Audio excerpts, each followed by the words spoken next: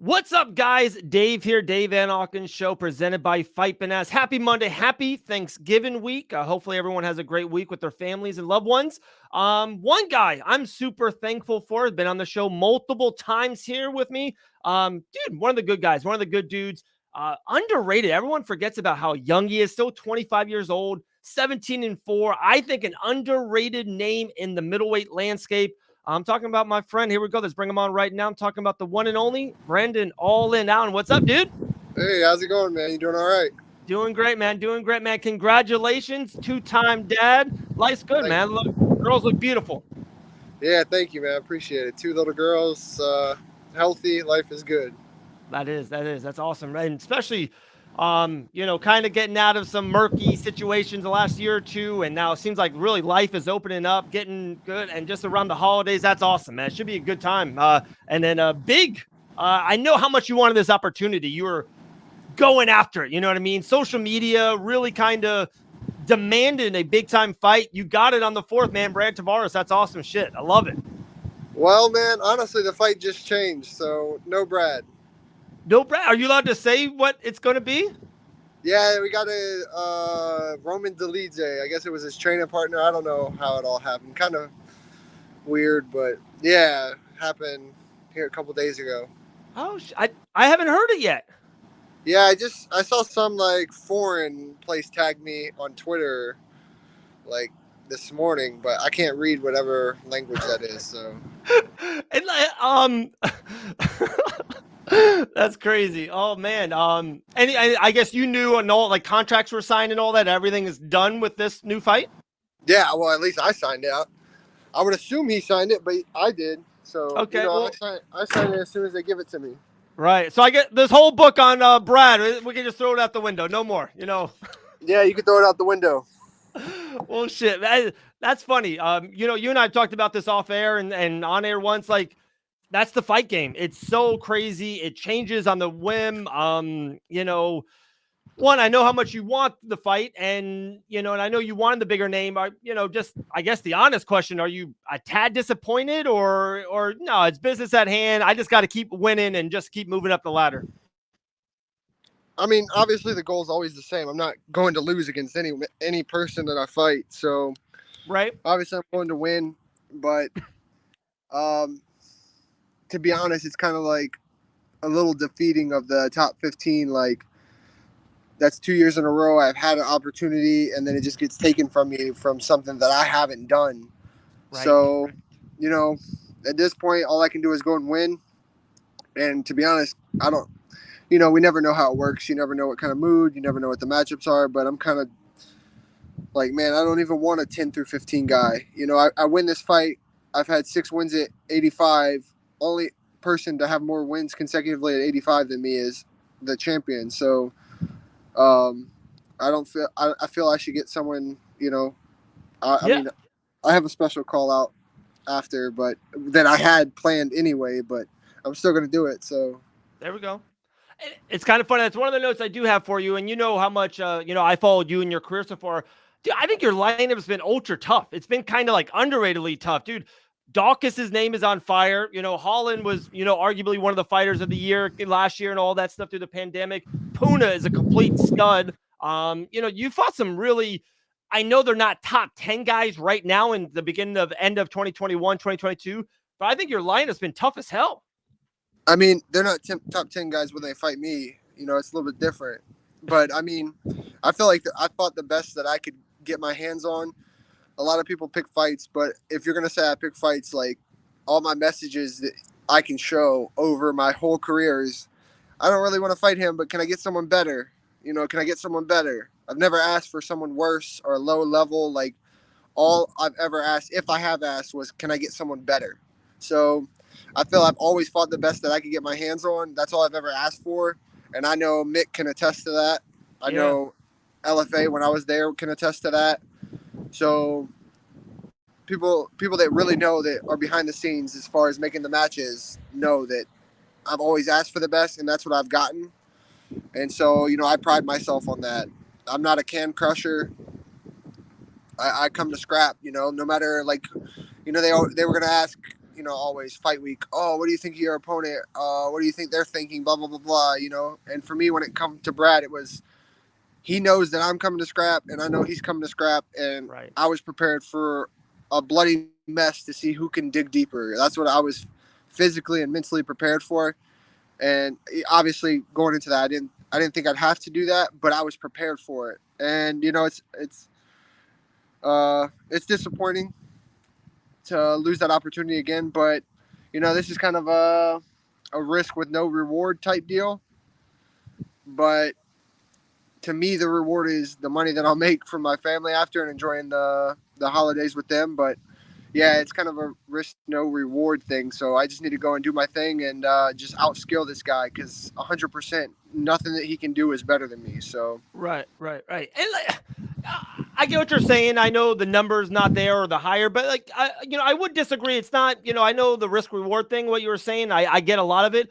Man, it's the UFC. Fights are tough. Fights are hard. If you go in there and get the win and just keep on rolling and like your record just keeps on building, and especially a stoppage or show something spectacular, man, like the name just, it keeps rolling, it keeps on catching. And for me as an outsider and someone, I'm a huge fan of you. Like, I think your name's just been ultra hot lately. The last fight you had like the nice suit on, and yeah, how you've been talking lately. I just like sees Brendan Allen's career is like this.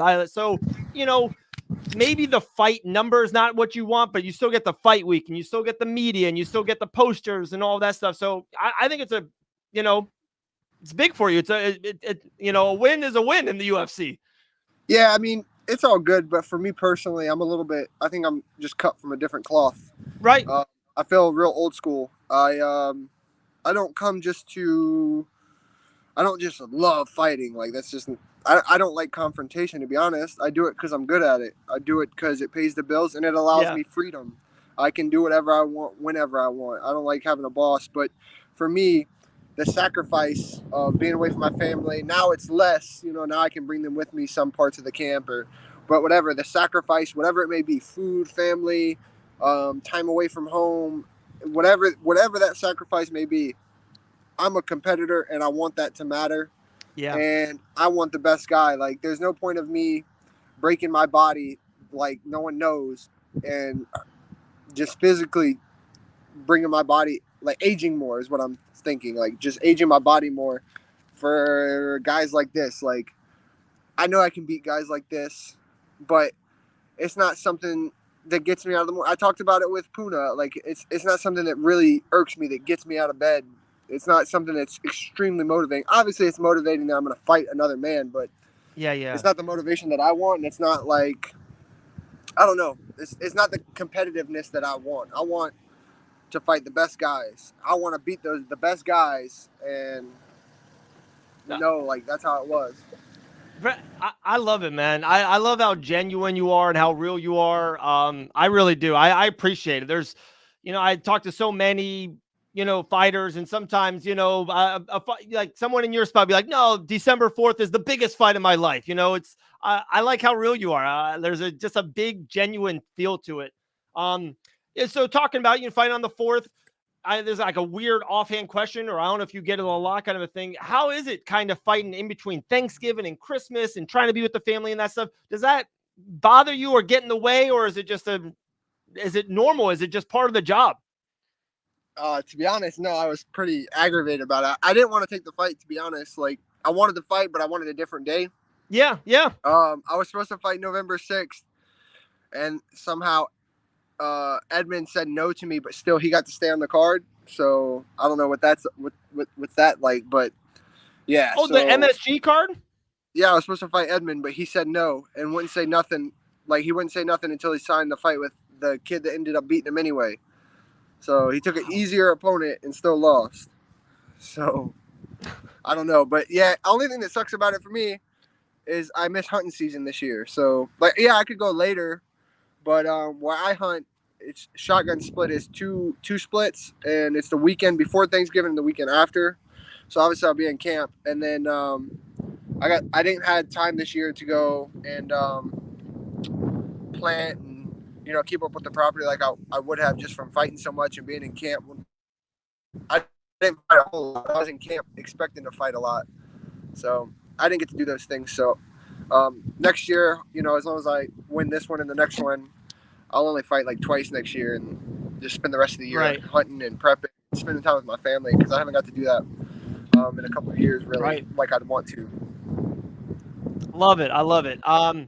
Losing you just a tad, Brennan. I'll let you go, man. I know life is busy and stuff like this. There's one fun thing I do want to talk to you about, and one kind of serious question, I guess, at the end is we had a lot of fun. I went down there, hung out with my guy, Dean Thomas, and I know you guys are having some fun. I thought it was great back and forth. I think that's probably one of the most underrated tools of social media and how you can really connect with people and be in different states or different part of the country even, and kind of connect. How, put that on a bow, like, how great is Dean Thomas? What kind of like funny started it? And, where are you at now? Hey, you still want the Dean Thomas fight at 185? You still want it? I don't know if it's worth to cut 85 for Dean. I don't even know if he can make 85. Dean's so big right now. We probably have to fight at heavyweight. I just seen him this weekend, and he's big. But no, man, Dean's my guy. Yeah. I'm a big jokester. Those that really know me know I'm a huge jokester. I love to troll. I love to joke. I love to talk shit. Like, that's just me. So he's one of those guys that don't get salty. He don't take it serious. And those are my kind of people. All the people that I surround myself with can banter with anybody, man. They can joke. They can laugh. They can take it. They can give it. If they can't, then they're not around me. So Dean's just one of those guys that I just like to talk crap to, and he talks crap to me, and it's fun. It's always a good time. He's one of the best. You know who's an underrated, and you could probably double down on this because I know you guys train together and all that stuff. Steve Mowry. Steve Mowry is like one of the best jokesters in the game, right? He's pretty good, but he can't handle me. He's pretty good. I like it. He can't handle me. I'll get him in his feelings. I like it.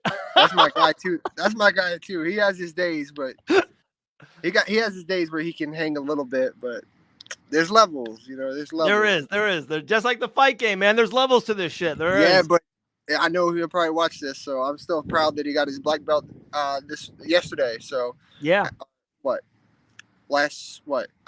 gonna air this Monday. Whatever. Last week. I might have to drop it sooner. You're breaking news about the fight, and if it's not out there yet, we might have to drop it. I don't know, brother. We might have to.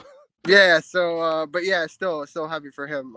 Yeah, happy Steve. He's a stud, man, and undefeated in Bellator, and we did something about it on Fight Pass. He's like, I don't know why. Yeah, an undefeated heavyweight like Cyril Gane's like the biggest deal in the world in the UFC. Like, he fought for the interim title. Even some people thought it was early for him. Like, Stephen Mowry's doing this, Cyril Gane in Bellator. Like, you just don't hear his name. Like, us inside know how good Mowry is, and we know him. But like, man, to the common fan, like, I just think he's so undervalued, underrated, and underpromoted. It's crazy. Yeah, definitely. He's a good guy. He's good. He's still growing. That's what's good for him. He's still growing. He's still very green. He's still got a lot more to show that people don't see. So big things for him. Hopefully, I'm rooting for him and his family. Agree. One of the last things for you. I know it looks like February it's going to be Bobby Knuckles and Izzy too. Just because this is where I think your head's at. I would assume you want Izzy to win because you want Izzy to keep the title because you don't want the trilogy fight and it takes so much time. And I feel like Izzy has so much. A lot of people have Izzy in a pound for pound kind of a thing, and I think you would want to fight that. I think you would want to take the title away from Izzy. Am I off on that? I don't know. I'm kind of dual-sided on it. Sometimes I feel like that, but then, I've kind of been in a thing lately where I just try to stay in my lane. Like, I got to do what's good for me, so I try not to pay attention to anything else, But yeah, I kind of feel like that on one side, but the other side, I like Whitaker. Like, I was always a fan of Whitaker. Good dude. So, I feel like he's a role model basically for younger guys and things like that. He's a big family guy. He doesn't talk a lot. He does his thing, and that's how he portrays himself. By winning fights, he don't have to talk. He doesn't have to do anything like that. So I really respect Whitaker as a human, like as a man. So for me, that's hard to come by in this new era of fighters, So I don't really respect a whole lot of them as men. And I do for Whitaker, but I don't really care. I just I don't. If everything goes what's in my head, I plan to challenge hopefully for the belt in 2023 sometime. Okay. I'm not gonna rush it. I'm gonna do what I need to do. Keep getting new contracts. Keep winning fights. Hopefully getting the notoriety.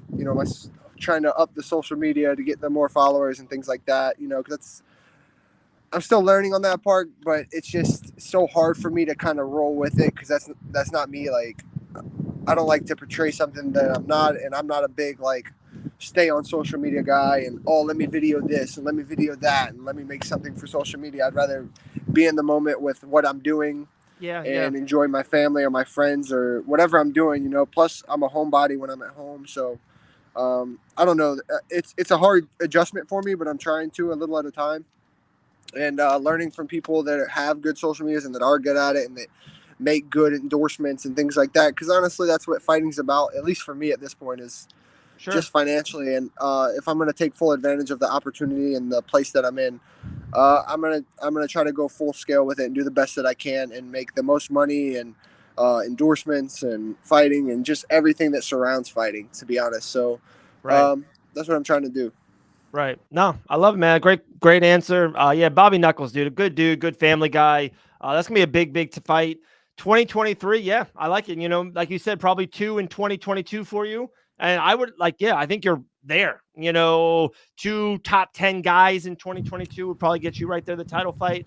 I know I should probably say this off air to you, but like, it's funny, like you said, like social media stuff and like, a lot of the fighters, have people doing it for them. So, like you said, you don't have to kind of. It's so time consuming because I do a lot of it. And, with Fight Bananas doing a lot of it it's unbelievable to get the pictures and the artworks and making stuff and making videos. Like the me and Dean Thomas thing, like, dude, that was a day. Me travel down south, take this time, do the interview. Like, it's a whole day. It's 10 hours. People don't understand how much time. And Dean and I had a great 1 minute funny clip. Like, that's Yeah. life. But, a lot of, big time guys in the UFC have guys doing that for them, guys or girls, you know what I mean? Social media people. So, but, man, Brendan, you know me, dude, huge fan, dude. I love Thank you, everything man. about you. Love the family. And, usually I wear my Brendan Allen shirt, but it was in the dirty, man. It's cold down here in Florida this last week. So I had the long sleeve on all week, man. No, that's awesome, man. No, I appreciate the support, man. Thank you so much. Thanks for always having me on as well. I appreciate it. Always, brother. Be good. We'll talk to you soon, man. We'll talk to you after your win.